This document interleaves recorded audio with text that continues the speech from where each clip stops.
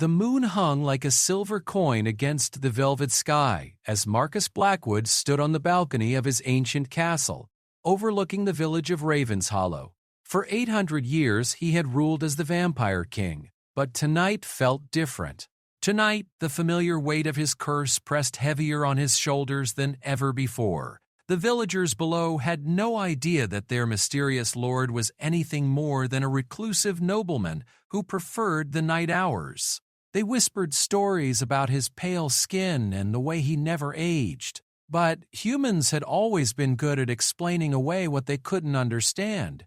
Marcus preferred it that way. It made his existence simpler, even if it could never make it easier.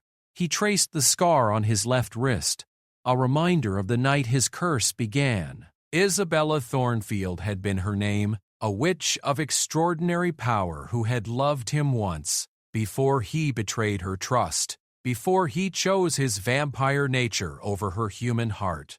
The curse she cast in her dying breath was elegant in its cruelty. Any woman who fell in love with him would die within 7 days. Over the centuries, Marcus had tried everything to break the spell. He consulted ancient texts, sought out powerful witches, even attempted to end his own existence. But the curse held firm, and the deaths continued. Sarah, the baker's daughter, in 1823. Catherine, the artist from London, in 1889. Maria, the Spanish dancer, in 1923. Each name was carved into his memory like words on a tombstone. The worst part wasn't the loneliness, though that ate at him like acid. It was watching them fall. Seeing the light in their eyes when they looked at him, knowing it would soon be extinguished forever. He had stopped trying to love decades ago, becoming a ghost in his own life, existing but not truly living. Tonight, however, something felt different in the air. A change was coming. He could sense it in the way the wind carried unfamiliar scents and how the shadows seemed to dance with anticipation. Marcus didn't know if this change would bring salvation or further damnation, but after 8 centuries of the same crushing routine, even uncertainty felt like a gift. Down in the village, the old librarian Harold Thompson was finally retiring. He had served Ravenshollow's small library for 43 years, and tomorrow his replacement would arrive. Marcus had heard whispers about her, a young woman from the city who had requested the position specifically. Most people found it odd that anyone would want to come to such a remote place, but Marcus understood the appeal of isolation better than most. As he stood there, memories of Isabella flooded back with painful clarity. She had been brilliant, with wild, dark hair and eyes that seemed to hold ancient secrets. They had met when she was researching vampire folklore, never knowing she had found the real thing. Marcus had been younger then, only 300 years old, and still foolish enough to believe he could have both power and love. "You think you can have everything, Marcus," Isabella had whispered as she lay dying, his fangs having drained too much in a moment of lost control. "But love requires sacrifice, something you've never learned. Until you do, you'll lose everyone you ever care about." The words echoed in his mind as they had every night since. Isabella had lived for 3 days after he bit her, long enough to cast her spell with her dying breath, long enough to ensure his punishment would last for centuries. Marcus had tried to save her, offering to turn her into a vampire, but she refused. She wanted to die human, she said, rather than become the monster he was. Her rejection had hurt more than any physical wound ever could. After her death, Marcus retreated from the world. He built his castle on the hill overlooking Ravenshollow and became a shadow, watching life happen around him but never truly participating. The few times he allowed himself to feel something for a woman, the curse reminded him of its power with swift, merciless efficiency. The village clock tower chimed midnight, pulling Marcus from his dark thoughts. Tomorrow would bring new challenges, new faces, new opportunities for either hope or heartbreak. He had learned not to expect much from new beginnings. They too often turned into familiar endings. But as he prepared to retreat inside his castle, Marcus caught a scent on the wind that made him pause. It was subtle, almost hidden beneath the usual smells of the countryside. Old books, lavender soap, and something else he couldn't quite identify. Something that made his ancient heart skip a beat for the first time in decades. He told himself it meant nothing. Scents were carried for miles on the night air, and his vampire senses often picked up things from great distances. There was no reason to think this particular smell had anything to do with him or his cursed existence. Still, as Marcus finally turned to go inside, he found himself wondering about the new librarian. He had seen her from afar when she came to look at the cottage that would be her new home, a small, quiet figure with brown hair pulled back in a simple ponytail. She had moved with careful, deliberate steps, as if she was used to being invisible. Most people in the village were loud and boisterous, eager to share their thoughts and opinions with anyone who would listen. But this woman had been different. Even from a distance, Marcus could sense something unusual about her, though he couldn't put his finger on what it was. He had learned over the centuries not to be too curious about the humans in his territory. Curiosity led to interest led to affection, and affection led to death. It was a pattern he had learned to avoid at all costs. But as he closed the heavy oak doors of his castle behind him, Marcus couldn't shake the feeling that tomorrow would bring something significant into his life. Whether that something would be good or bad remained to be seen, but after 800 years of the same crushing routine, even the possibility of change felt like a small miracle. The new librarian, Aylin Martinez, had arrived in Raven's Hollow that very evening. She sat in her new cottage, surrounded by boxes of books and the few personal possessions she had brought with her from the city. The cottage was small but comfortable, with a fireplace that crackled warmly and windows that looked out onto the village square. Elena had come to Raven's Hollow for reasons she couldn't fully explain, even to herself. She had been working at the university library in Boston when she saw the job posting for a small-town librarian position. Something about the description had called to her. The mention of ancient texts, the promise of quiet days spent organizing and cataloging, the chance to disappear into a world of books and solitude. She had always been drawn to old things, old stories, old places. Her colleagues at the university often joked that she was an old soul trapped in a young woman's body. Elena didn't mind the teasing. She had never felt comfortable in the modern world, with its constant noise and digital distractions. Books were her sanctuary, and the older and more mysterious they were, the better. The cottage came furnished with antique pieces that Elena found charming rather than outdated. The previous librarian had left behind several personal items, including a journal filled with notes about the village's history and its more unusual residents. Elena had started reading it that evening and found herself fascinated by the stories of strange occurrences and mysterious figures that seemed to populate Raven's Hollow's past. One entry in particular caught her attention. "The lord of the castle is not what he seems." Harold had written in his careful script, "I've lived in this village for over 40 years, and he hasn't aged a single day. The women who've shown interest in him over the years, something always happens to them. Nothing violent or obvious, but they get sick and die, always within a week or so of first meeting him. The locals just call it bad luck. But I've seen too many coincidences to believe that's all it is." Elena found herself staring out her window toward the castle on the hill. It was an imposing structure, all dark stone and tall towers with lights flickering in only a few windows. She wondered what kind of man chose to live in such isolation, so far removed from the warmth and community of the village below. As a child, Elena had been fascinated by vampire stories and gothic romances. She had devoured every book she could find about supernatural creatures and the humans who encountered them. Her friends had eventually outgrown such interests, moving on to more realistic fiction, but Elena never did. There was something about those dark, romantic tales that spoke to a part of her soul she couldn't fully understand.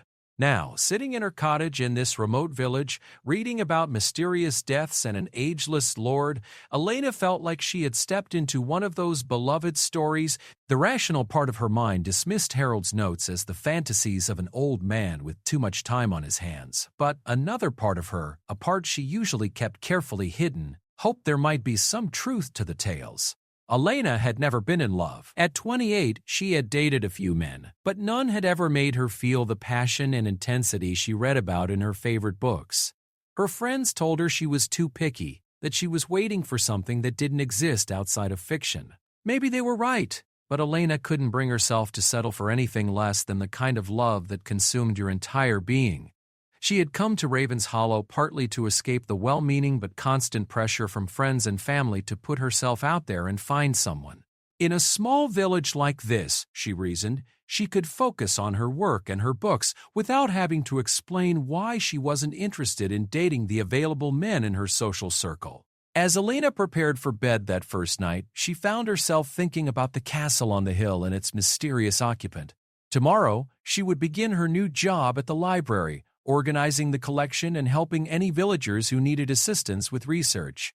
It was exactly the kind of quiet, scholarly life she had always wanted. She had no way of knowing that her arrival in Ravens Hollow would change everything, not just for herself, but for the ancient creature who watched over the village from his lonely castle.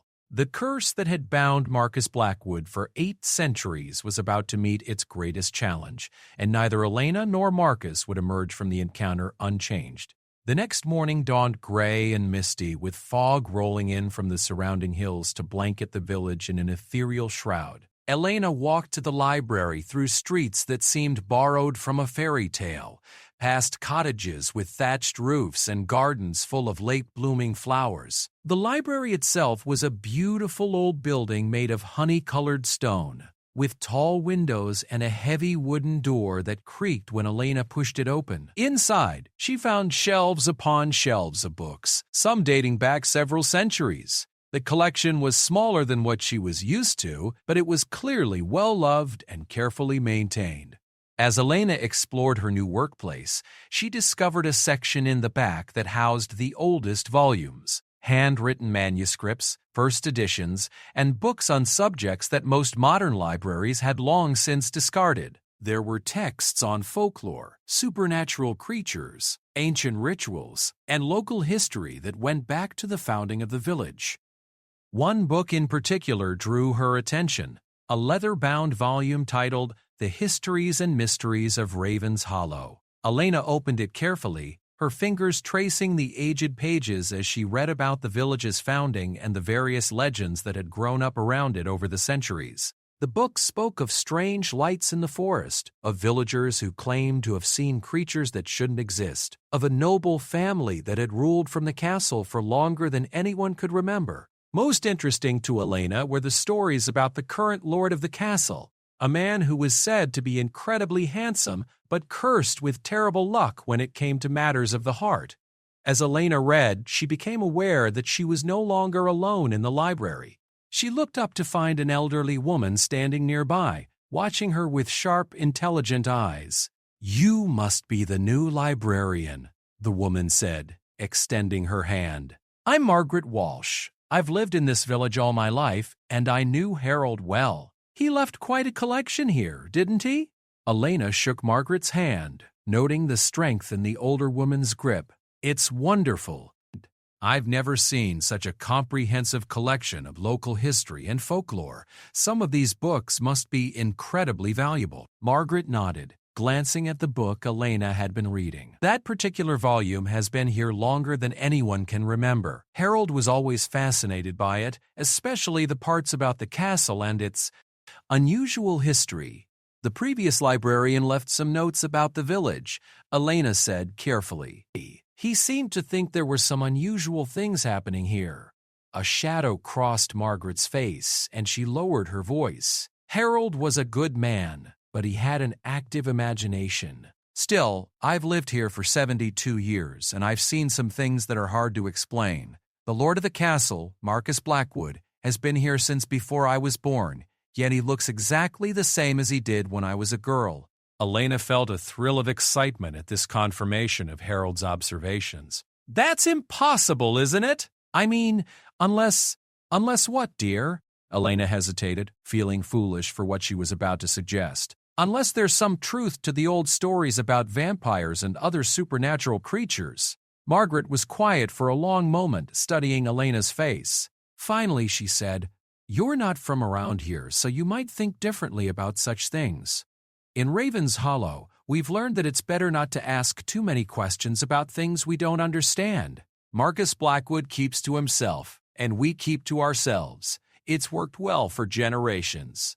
But what about the women Harold mentioned in his notes, the ones who died after meeting him?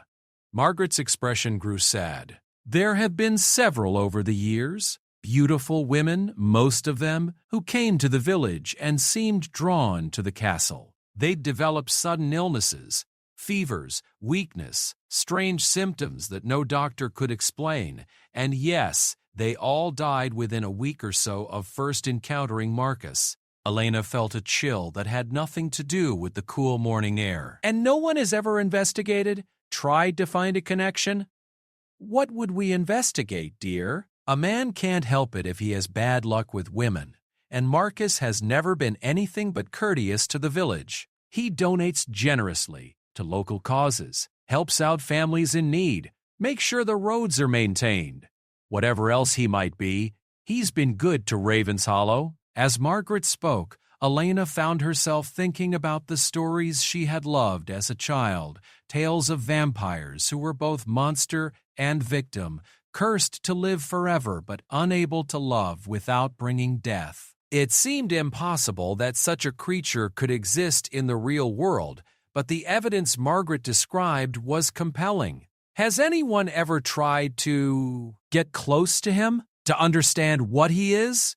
Margaret shook her head. The smart ones stay away. The ones who don't, she trailed off, leaving the implication clear. Elena spent the rest of that first day organizing the library and thinking about what Margaret had told her. As evening approached, she found herself standing at the library's front window, looking up at the castle on the hill. Lights were beginning to come on in some of the windows, and she wondered what Marcus Blackwood was doing in his solitary fortress. She should have felt afraid, given what she had learned about the mysterious lord and his deadly effect on women. Instead, Elena felt something she hadn't experienced in years: genuine curiosity and excitement. For the first time in her life, she was living in a place where the impossible might actually be possible, where the stories she had always loved might have some basis in reality. As she locked up the library and headed home to her cottage, Elena made a decision that would change everything. She was going to find out the truth about Marcus Blackwood, regardless of the danger. She had spent her entire life feeling like she was waiting for something extraordinary to happen, and now it seemed that something extraordinary was waiting for her just up the hill. She had no way of knowing that in his castle, Marcus Blackwood was having similar thoughts about the quiet new librarian who had arrived in his village. The scent he had caught on the wind the night before had grown stronger throughout the day, and with it came a feeling he had almost forgotten: hope. 3 weeks had passed since Elena arrived in Raven's Hollow, and she had settled into a comfortable routine at the library. Her days were spent cataloging the ancient collection, helping the occasional villager with research, and reading everything she could find about the village's history. But her evenings were devoted to her real passion: trying to understand the mystery of Marcus Blackwood. She had become something of an amateur detective, piecing together information from old newspapers, village records, and the stories told by longtime residents. What she discovered only deepened the mystery. Marcus Blackwood had been the lord of the castle for as long as anyone could remember, yet official records showed different men with the same name stretching back over 2 centuries. Either the name was passed down through an impossibly long line of identical sons, or there was something very unusual about the man himself. Elena had also researched the women who had died after encountering Marcus. She found obituaries for 12 different women over the past 50 years, all young, all beautiful, all dead within a week of arriving in Raven's Hollow. The causes of death were listed as various illnesses, pneumonia, heart failure, mysterious fevers, but the pattern was unmistakable. What made Elena's investigation different from Harold's was her approach. Where the previous librarian had been content to observe from a distance and record his suspicions, Elena was determined to get closer to the truth. She had spent years studying folklore and mythology, and she understood that if Marcus was indeed what she suspected him to be, the breakthrough came on a Thursday evening when Elena was working late at the library, organizing a box of manuscripts that had been stored in the basement for decades. Among the yellowed papers, she found something that made her heart race. A letter dated 1847, written in elegant script and signed with the name Marcus Blackwood. The letter was addressed to the village council, offering financial assistance for the construction of a new church. But what caught Elena's attention was the handwriting.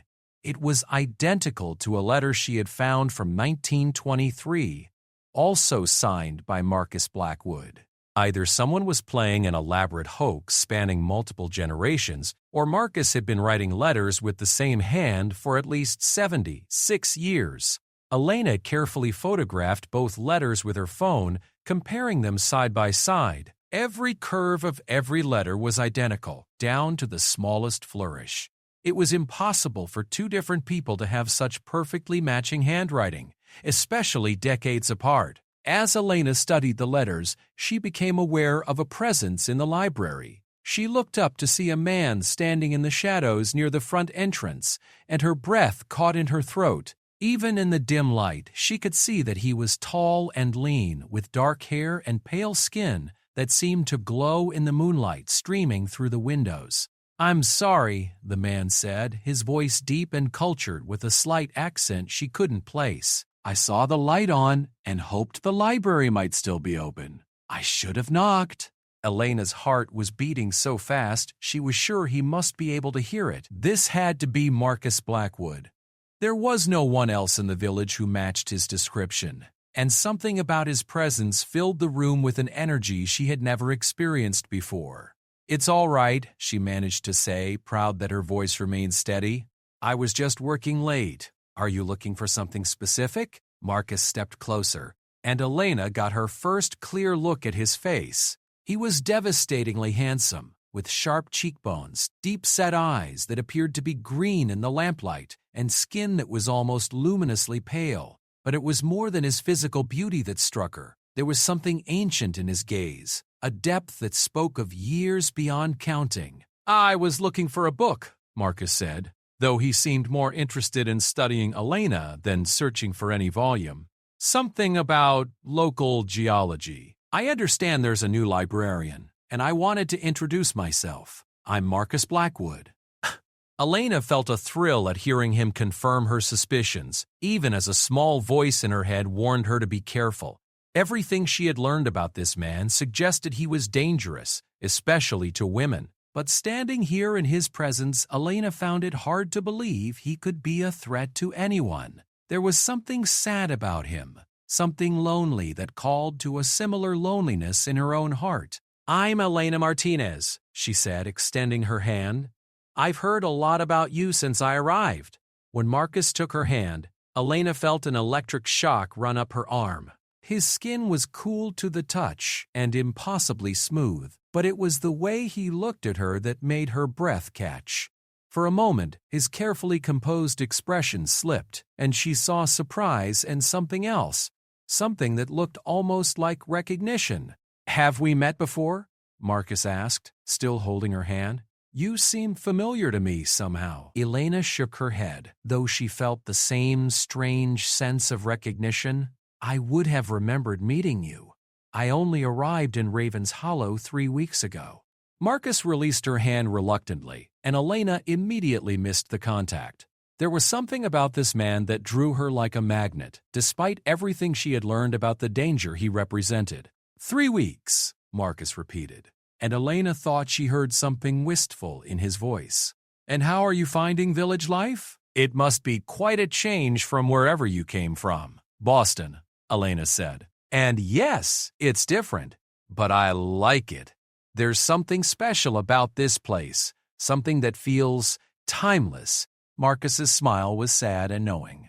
timeless.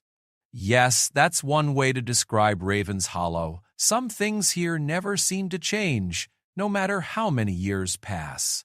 Elena sensed there was more to his words than their surface meaning. You sound like you've been here a long time. Longer than you might imagine, Marcus said quietly. Then, seeming to shake himself from some dark thought, he asked, "What brought you to our little village, Miss Martinez?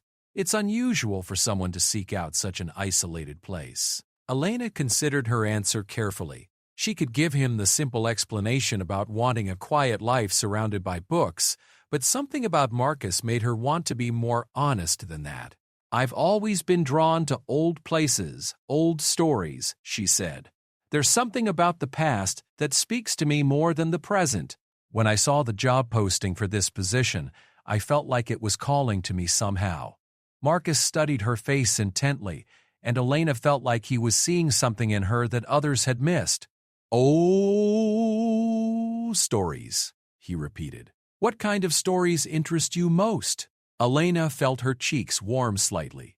"You'll think it's silly, but I've always loved tales of the supernatural. Vampire stories, gothic romances, tales of creatures that exist on the border between the human world and something darker." She watched Marcus's reaction carefully, looking for any sign that her words had struck a nerve. For just a moment, she thought she saw something flicker in his eyes. Surprise, perhaps, or even fear, but his expression remained carefully neutral. "Such stories can be dangerous," Marcus said softly. "Sometimes the line between fiction and reality is thinner than we might wish." Elena felt her pulse quicken. Was he trying to tell her something, or was she reading too much into his words? "Do you think there's truth to be found in old legends?" Marcus was quiet for a long moment, his gaze distant. When he spoke again, his voice was barely above a whisper. "I think some legends exist because people need to explain things they don't understand. And sometimes the explanation becomes more palatable than the truth." Elena felt like they were having two conversations, the surface-level exchange about books and stories, and something deeper and more dangerous underneath. She wanted to push further, to ask the questions that had been burning in her mind since she arrived in Raven's Hollow, but she sensed that moving too fast might cause Marcus to retreat. "The geology book," she said instead, moving toward the science section. "What specifically were you looking for? I've been learning the collection, and I might be able to help." Marcus followed her, staying carefully a few feet away. Elena noticed that he moved with an unusual grace, making no sound as he walked across the old wooden floors. "Actually," Marcus said, "I was being somewhat dishonest about my purpose here. The truth is, I was curious about you." Elena turned to face him, her heart skipping at his admission. "Curious about me? It's been a long time since anyone new has come to Raven's Hollow by choice," Marcus said. "Most people who end up here are running from something, or looking for a place to disappear. You seem different." "Different how?" Marcus studied her for a moment before answering. "You don't seem to be running from anything. If anything, you seem like you're searching for something specific." Elena felt exposed by his perceptiveness. "What makes you think that?" "The way you look at things," Marcus said. "Like you're seeing more than what's on the surface. Like you're looking for hidden meanings in everything around you." Elena couldn't deny the accuracy of his observation. "Is that such a bad thing?" "Not bad," Marcus said quietly. "Just potentially dangerous." There was something in his tone that made Elena think he was warning her about more than just casual curiosity. "Dangerous how?" Marcus was quiet for so long that Elena began to think he wasn't going to answer. When he finally spoke, his words were careful and measured. "Some secrets are buried for good reasons, Miss Martinez. Some mysteries are better left unsolved. Raven's Hollow is a peaceful place because most people have learned to accept things as they are, rather than digging too deeply into why they are that way." Elena felt a flutter of excitement mixed with fear. He was definitely trying to warn her away from something, which only confirmed her suspicions that there was something significant to be warned away from. "What if I'm not most people?" she asked, surprised by her own boldness. Marcus's eyes met hers, and Elena saw something flicker in their depths: surprise, admiration, and something that looked almost like longing. Then you could find yourself in more trouble than you bargained for. They stood there in the quiet library, surrounded by centuries of accumulated knowledge. And Elena felt like she was standing at a crossroads. She could heed Marcus's warning, go back to her safe, quiet life of organizing books and avoiding any deeper investigation into the village's mysteries. Or she could take a step forward into the unknown, following her instincts toward whatever truth Marcus was trying to protect her from. "What if the trouble is worth it?" she asked quietly. Marcus's expression grew pained, and he took a step back. "You don't know what you're saying." "Then tell me," Elena said, taking a step toward him. "Help me understand what I'm not supposed to be looking for." For a moment, Marcus looked like he might actually answer her. Elena saw him struggling with some internal conflict, his carefully controlled facade beginning to crack. But then he seemed to gather himself, and the mask slid back into place. "I should go," he said abruptly. "Thank you for your time, Miss Martinez. Perhaps we'll meet again soon." Before Elena could respond, Marcus was moving toward the door. She followed him, not wanting their conversation to end so abruptly. "Mr. Blackwood," she called as he reached the entrance. "If you ever need help finding anything in the collection, please don't hesitate to ask. I'm here most evenings." Marcus paused in the doorway, his hand on the heavy wooden frame. Without turning around, he said, "Be careful, Elena. Some things that seem beautiful on the surface can be deadly underneath." Then he was gone, disappearing into the night so quietly that Elena might have thought she had imagined the entire encounter if not for the lingering scent of something dark and mysterious in the air. Elena stood in the empty library, her heart still racing from their conversation. She had expected their first meeting to provide answers to some of her questions, but instead it had only deepened the mystery. Marcus Blackwood was clearly intelligent, educated, and surprisingly perceptive. He was also one of the most attractive men she had ever met, with a magnetism that seemed to pull at something deep in her soul. But beneath his polished exterior, Elena had sensed something else, a profound sadness, a loneliness that resonated with her own. Whatever Marcus was, whatever secrets he was carrying, Elena was certain that he was not the monster that the village legends made him out to be. As she locked up the library and walked home through the quiet streets, Elena found herself thinking about Marcus's warning. He had seemed genuinely concerned for her safety, which suggested that whatever he was hiding, it wasn't malicious. But his words had also contained an unmistakable suggestion that pursuing her curiosity could lead to serious consequences. Elena had spent her entire life being cautious, following the safe path, avoiding anything that might lead to real danger or real passion. But meeting Marcus had awakened something in her that she had thought might not exist, a desire for something extraordinary, even if it came with risks. Back in her cottage, Elena spread the photographs of the letters on her kitchen table, studying them by lamplight. The evidence was clear. Marcus Blackwood had been writing letters with the same handwriting for at least 76 years, probably longer. He was not human, at least not in any conventional sense. But knowing what he wasn't didn't tell her what he was. Vampire seemed like the most obvious answer, given the local legends and the pattern of deaths among women who had encountered him. But if he was a vampire, why had he warned her away? Why had he seemed so sad rather than predatory? Elena thought about the stories she had loved as a child, tales of vampires who were tragic figures rather than simple monsters. Creatures cursed to live forever but unable to form lasting connections with the humans around them. It would explain the loneliness she had sensed in Marcus, the careful distance he maintained from the village, the way he had looked at her like he was seeing something precious that he knew he couldn't have. As Elena prepared for bed, she made another decision that would change the course of both their lives. She was going to find a way to see Marcus again, to learn more about who and what he was. She had spent 28 years waiting for something extraordinary to happen to her, and she wasn't going to let fear keep her from pursuing it now. What Elena didn't know was that in his castle on the hill, Marcus was having his own crisis of conscience. For the first time in 8 centuries, he had met someone who seemed to see past his carefully constructed facade, someone who looked at him with curiosity rather than fear or desire. Elena Martinez was intelligent, brave, and beautiful, but more than that, there was something about her that felt familiar, like a piece of a puzzle he had been trying to solve for lifetimes. Marcus stood at his bedroom window, looking down at the village where Elena's cottage glowed with warm lamplight. He had broken his own rules by approaching her, driven by a curiosity he couldn't quite explain. But being near her had been both wonderful and terrible. Wonderful because her presence had made him feel alive in a way he had almost forgotten. Terrible because he knew what would happen if she fell in love with him. The curse that bound him was absolute. Isabella had made sure of that in her final moments of life.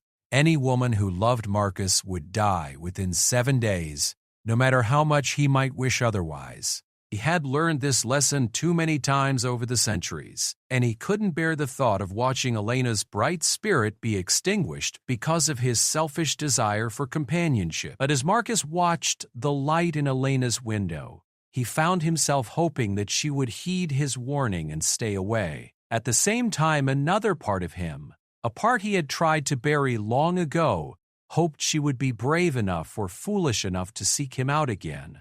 For the first time in decades, Marcus Blackwood was looking forward to tomorrow, even as he dreaded what it might bring.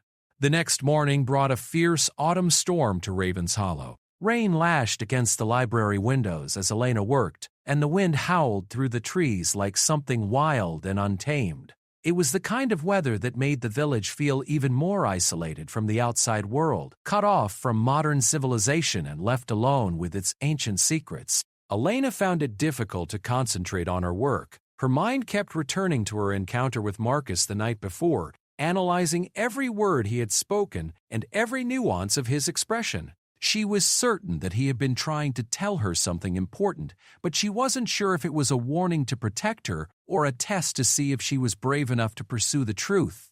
Around midday, Elena was startled by a knock at the library door. She opened it to find a young woman standing on the steps, soaked from the rain and shivering with cold. "Please," the woman said, "can I come in? I've been walking for hours, and I need somewhere to get warm." Elena immediately ushered the stranger inside, helping her to a chair near the small fireplace in the back of the library. The woman appeared to be in her early 20s, with blonde hair darkened by the rain and blue eyes that held a wild, desperate look. "My name is Jennifer Walsh," the woman said as Elena brought her a cup of tea from the small kitchen area. "I've come to Ravens Hollow looking for someone." Elena felt a chill that had nothing to do with the storm outside. "Who are you looking for?" "Marcus Blackwood," Jennifer said, and Elena's heart sank. "I've been researching him for months, following his trail across different towns and cities. I know what he is, and I'm going to prove it." Elena sat down across from Jennifer, trying to keep her expression neutral. "What do you think he is?" Jennifer's eyes blazed with conviction. "A vampire. A killer who's been preying on women for centuries. I have evidence, photographs, documents, eyewitness accounts from people who've seen him in different places over the years. He never ages, never changes, just moves from place to place, leaving a trail of dead women behind him." Elena felt sick as she listened to Jennifer's passionate accusations. "Why are you so interested in proving this?" "Because he killed my sister," Jennifer said, her voice breaking. 3 years ago, Sarah came to a town called Millfield, where Marcus was living under a different name. She was researching local folklore for her thesis, and she became obsessed with the stories about him. Within a week of meeting him, she was dead. The doctors said it was a rare form of pneumonia, but I know better. Elena's mind raced as she processed this information. If Jennifer was telling the truth, then Marcus was exactly what the legends claimed, a dangerous predator who lured women to their deaths. But the man she had met the night before hadn't seemed like a killer. If anything, he had seemed like he was trying to protect her from something. "I'm sorry about your sister," Elena said carefully. "But what makes you think Marcus is responsible for her death?" Jennifer reached into her bag and pulled out a folder thick with papers and photographs. "Look at this," she said, spreading the contents across the table. "This is Marcus Blackwood in 1956, photographed at a charity function in New York." She showed Elena a black and white photo of a man who looked exactly like the Marcus she had met, and this is him in 1978 in Chicago. Another photograph, this one in color, showing the same ageless face. "And here he is in 1995 in San Francisco." Elena stared at the photographs, her rational mind struggling to process what she was seeing. The man in each picture was unmistakably Marcus, unchanged across nearly 4 decades of photography. "There are more," Jennifer continued, pulling out additional photos. "I've traced him back over 60 years, and he never ages, never changes. He moves from place to place every few decades. Probably when people start to notice that he's not getting older." Elena felt like the ground was shifting beneath her feet. The evidence Jennifer was showing her was overwhelming, far more than her own amateur investigation had uncovered. But something about the other woman's intensity made her uncomfortable. "What are you planning to do with this information?" Elena asked. Jennifer's smile was cold and determined. "I'm going to expose him for what he is. I'm going to make sure everyone knows the truth about Marcus Blackwood, and then I'm going to find a way to stop him permanently." Elena felt a protective instinct surge through her, surprising her with its intensity. "You're talking about murder." "I'm talking about stopping a monster," Jennifer corrected. "How many more women have to die before someone takes action?" Elena looked at the photographs scattered across the table, then back at Jennifer's fervent expression. There was something unsettling about the young woman's obsession, a quality that reminded Elena of the vampire hunters in the old Gothic novels, people so consumed with their quest that they lost sight of their own humanity in the process. "Have you considered that there might be more to the story?" Elena asked carefully. "That maybe Marcus isn't responsible for these deaths in the way you think he is?" Jennifer's eyes narrowed. "What do you mean?" Elena chose her words carefully, not wanting to reveal how much she had already learned about Marcus. "Just that sometimes the truth is more complicated than it appears. On the surface, maybe he's not the predator you think he is. Maybe he's as much a victim of whatever's happening as the women who die." "A victim?" Jennifer laughed harshly. "He's had centuries to find a way to stop killing, and he hasn't. That makes him a willing participant in every death, including my sister's." Elena felt torn between her growing sympathy for Marcus and her concern for Jennifer's obvious pain. The young woman was clearly grieving her sister's death and looking for someone to blame, but Elena wasn't sure that Marcus was the villain Jennifer believed him to be. "What if there was another explanation?" Elena asked. "What if he was cursed somehow, trapped by something beyond his control?" Jennifer stared at her with growing suspicion. "You sound like you're defending him. Have you met him?" Elena hesitated, realizing she had revealed too much. Briefly, "He seems like a sad man, not a monster." "That's what Sarah said," Jennifer said quietly, "right before she died." The words hung in the air between them like a warning, and Elena felt a chill run down her spine. Was she making the same mistake that Sarah and so many others had made before her? Was she allowing herself to be charmed by a predator who had perfected his technique over centuries of practice? As the storm raged outside, Elena found herself caught between two competing narratives about Marcus Blackwood. Jennifer's evidence painted him as a centuries-old killer who preyed on vulnerable women. But Elena's own instincts told her there was something more to the story, something that Jennifer's grief-driven obsession was preventing her from seeing. The question was, which version of the truth was Elena willing to bet her life on? The confrontation between Jennifer and Marcus came sooner than Elena had expected. 2 days after Jennifer's arrival in Raven's Hollow, she marched up to the castle with her folder of evidence and a wooden stake she had carved herself, demanding that Marcus face her accusations. Elena only learned about the encounter because Margaret Walsh came running to the library in a panic, explaining that her niece Jennifer had gone to confront the lord of the castle and hadn't been seen since. Elena felt her blood run cold as she realized the connection. Jennifer was Margaret's niece, which explained how she had known to come to Raven's Hollow in her search for Marcus. Without thinking about the potential danger to herself, Elena closed the library and hurried up the hill to Marcus's castle. The ancient structure looked even more imposing in the gray afternoon light, its towers reaching toward storm clouds that seemed to gather perpetually above the village. Elena had never been inside the castle before, but she found the front door unlocked. As she stepped into the vast entrance hall, she was struck by the beauty of the space. High ceilings with elaborate stonework, tapestries that looked centuries old, and furniture that managed to be both antique and elegant. It wasn't the lair of a monster, but rather the home of someone who appreciated beauty and history.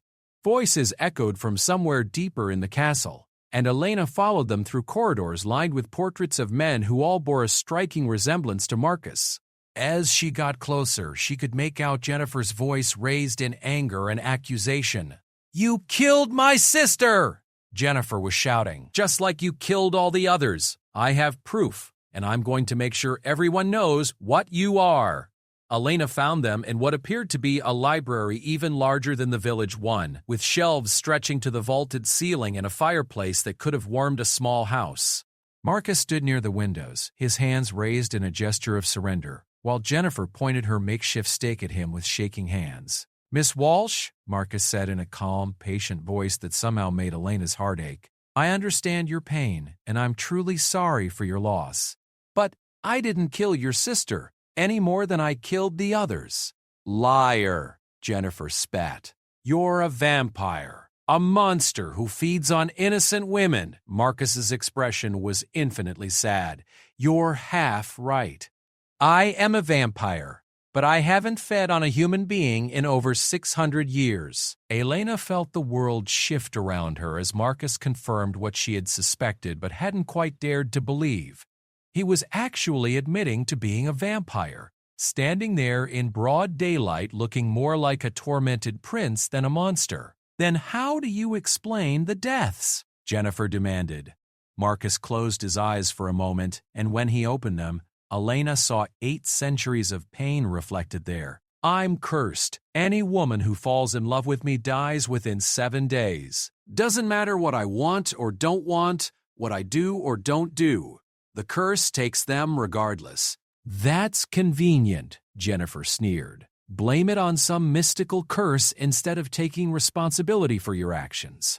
"I take responsibility for every single death," Marcus said quietly. "I carry their names with me every day. Sarah Martinez was the 4th woman named Sarah to die because of my curse. Before her, there was Sarah Thompson in 1923, Sarah Blackwell in 1889, and Sarah O'Connor in 1845. I remember all of them." Elena stepped into the room, unable to remain hidden any longer. "Jennifer, put the stake down." Both Marcus and Jennifer turned toward her in surprise. Jennifer's eyes were wide with betrayal. "Elena, what are you doing here? How did you even know Margaret was worried about you?" Elena said, keeping her voice calm as she approached the two of them. "She asked me to check if you were all right." "I'm fine," Jennifer said, though her hands were still shaking. "I found him, Elena. I found the monster who killed my sister, and I'm going to make sure he never kills anyone else." Elena looked at Marcus, seeing the resignation in his expression. He wasn't defending himself, wasn't trying to escape or fight back. He was just standing there, accepting whatever fate Jennifer intended for him. "Tell me about the curse," Elena said to Marcus, ignoring Jennifer's gasp of outrage. Marcus studied Elena's face for a long moment before answering. 800 years ago, I fell in love with a witch named Isabella Thornfield. I was young then, relatively speaking, and I thought I could have both love and power. When I lost control one night and drained too much of her blood, she used her dying breath to curse me. Any woman who loves me will die within 7 days, and there's nothing I can do to prevent it." "He's lying," Jennifer insisted. "He's making this up to gain your sympathy." Elena felt pieces clicking into place in her mind. "That's why you warned me to stay away. That's why you seemed so sad when we met.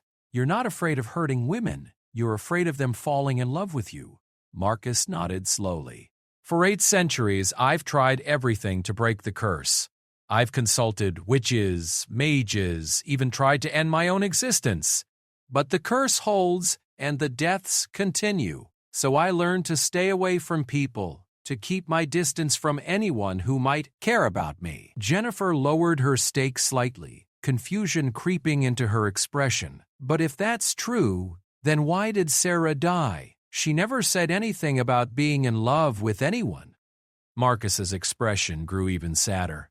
The curse doesn't require the woman to declare her love, or even fully understand it herself. It responds to the emotion, however hidden or unacknowledged. Your sister may not have realized what she was feeling, but the curse recognized it nonetheless. Elena felt tears prick her eyes as she understood the full tragedy of Marcus's existence. He wasn't a predator, he was a man condemned to lose everyone he might care about, forced to live in isolation to protect others from his cursed fate. "There has to be a way to break it," Elena said, surprised by the conviction in her own voice. Marcus shook his head. "I've had 8 centuries to search for a solution. If there was a way, I would have found it by now. But what if you haven't been looking in the right place?" Elena pressed. "What if the answer isn't in magic or mysticism, but in something simpler?" Jennifer was looking back and forth between Elena and Marcus with growing alarm. "With trust, Teddy. Elena, what are you doing? You can't seriously be considering the curse was born from love betrayed," Elena continued, her mind racing as she worked through the possibilities. "Isabella loved you, and you failed her. She died believing you chose your vampire nature over her human heart." Marcus nodded slowly. "That's exactly what happened. Then, maybe, the curse can only be broken by love that chooses differently," Elena said. "By someone who loves you enough to accept what you are, vampire nature and all, without trying to change you or asking you to choose." "Elena, no," Marcus said, his voice sharp with panic. "You don't understand what you're suggesting. If you're wrong, you'll die. The curse doesn't give second chances." "And if I'm right?" Elena asked. Marcus was quiet for a long moment. "Then I've wasted 800 years in misery for nothing." Jennifer stepped between them, her stake raised again. "I won't let you kill another woman. Elena, he's manipulating you, just like he manipulated my sister." "Jennifer," Elena said gently, "look at him. Really look at him. Does he look like someone who's manipulating anyone?" Jennifer glanced at Marcus, and Elena saw her certainty waver. Marcus stood perfectly still, his entire posture suggesting defeat rather than predatory cunning. His hands hung at his sides, and his expression held nothing but sadness and resignation. "He's had centuries to perfect his act," Jennifer said, but her voice lacked its earlier conviction. "Has he?" Elena asked. "Or has he had centuries to perfect his isolation? Think about it, Jennifer. If Marcus were really a predator, would he live alone in a castle, avoiding contact with the village? Would he warn potential victims away? Would he stand there and let you threaten him with a stake instead of defending himself?" Marcus looked at Elena with something like wonder in his eyes. "You actually believe me?" "I believe you," Elena said simply. "And I believe there's a way to break this curse." "Elena, please," Marcus said desperately. "Even if you're right about the nature of the curse, we can't test your theory." If I'm wrong, then you'll mourn me like you've mourned all the others," Elena said. "But if I'm right, then we both get the chance and happiness that you've been denied for 8 centuries. Jennifer backed away from both of them, the stake falling from her nerveless fingers. "You're both insane. Elena, he's a vampire. Even if he's not a killer, he's still not human." Elena looked at Marcus, taking in his pale skin, his otherworldly beauty, the ancient sadness in his eyes. "I know what he is, and I know what I am. I'm a woman who spent her entire life waiting for something extraordinary, something that would make her feel truly alive. I think I just found it." Marcus stepped toward her, his expression anguished.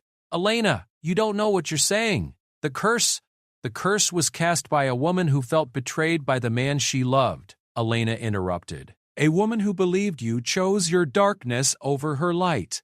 But what if someone chose differently? What if someone loved you not in spite of what you are, but because of everything you are? You can't possibly love me, Marcus protested. You barely know me. Elena smiled, feeling a certainty settle in her chest that surprised her with its intensity. I've been waiting my entire life to meet someone like you. Someone who understands darkness and light. Someone who's lived long enough to know the value of both. Someone who's suffered enough to be kind. Marcus stared at her, his carefully maintained composure finally cracking. Elena, I love you. Elena said simply. I love your sadness and your strength. I love the way you've endured 8 centuries of loneliness rather than risk hurting innocent people. I love the kindness you've shown to a village that doesn't even know what you've sacrificed for them. I love you, Marcus Blackwood, vampire and man, exactly as you are. The words hung in the air between them, and Elena felt the world holding its breath. Marcus looked at her with an expression of hope and terror, while Jennifer watched in horrified fascination. For a moment, nothing happened. Then Elena felt a strange tingling sensation, as if the air around them was charged with electricity. The feeling grew stronger, spreading through her body like warmth, and she realized that something fundamental was shifting in the space between her and Marcus. It's working, Marcus breathed, wonder creeping into his voice. I can feel something changing. Elena could feel it too. A sense of ancient bonds loosening, of chains that had held for centuries finally beginning to break. The curse that had bound Marcus for so long was responding to her love, not by trying to destroy her, but by recognizing something it had never encountered before. Acceptance without condition, love without reservation. Jennifer backed toward the door, her face pale with shock. This is impossible. Curses don't just break. This one does, Elena said, her eyes never leaving Marcus's face. Because it was never about vampires or magic or supernatural forces. It was about love and betrayal and the possibility of choosing differently. Marcus reached out tentatively, touching Elena's face with shaking fingers. You're not dying. The curse should have taken you by now, but you're not even sick. Elena leaned into his touch, feeling the last of the ancient magic that had bound him dissolve like morning mist. Because I'm not trying to change you or save you or redeem you, I'm just loving you. Marcus pulled her into his arms then, holding her close as 8 centuries of loneliness and guilt finally began to lift from his shoulders. Isabella, he whispered into Elena's hair, and Elena realized he was speaking to the witch who had cursed him so long ago. I understand now. I finally understand.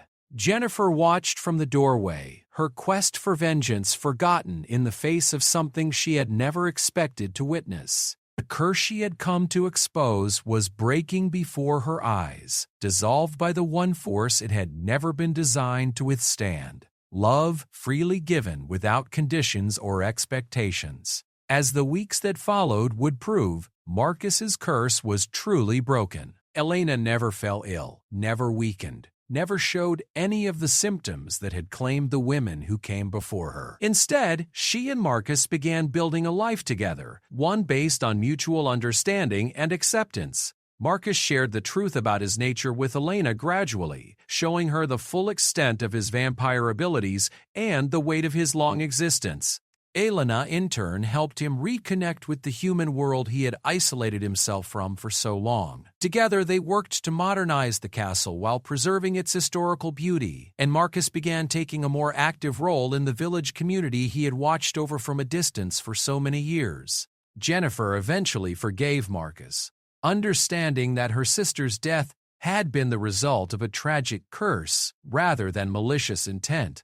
She became one of the few people outside the village who knew the truth about Marcus's nature, and she helped Elena research ways to ensure that the curse would never return.